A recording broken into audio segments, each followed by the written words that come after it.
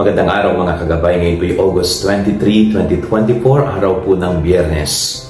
Maririnig po natin sa ating ebanghelyo na pinapaalala ng Panginoon ang pinakamahalagang utos.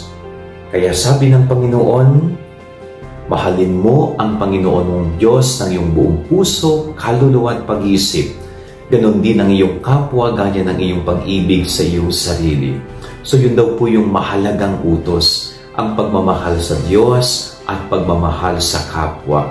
Ibig sabihin, hindi po mapaghihiwalay ang pag-ibig sa Diyos at pag-ibig sa ating kapwa. Dahil ang totoong pag-ibig at pagmamahal sa Diyos ay maipakikita mo kung paano mo iniibig ang iyong kapwa. No, hindi natin pwedeng sabihin natin na mahal natin ang Diyos, pero hirap tayong mahalin ang ating kapwa-tao. Dapat pareho yun.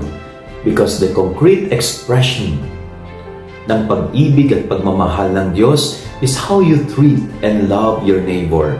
Kung paano ka nagiging mabuti sa iyong kapwa, kung paano mo iniibig ang iyong kapatid, ang iyong kapwa-tao, ay pagpapakita ng iyong totoong pagmamahal sa Diyos. So napakaganda po na paalala sa atin ngayong maghapon na ito.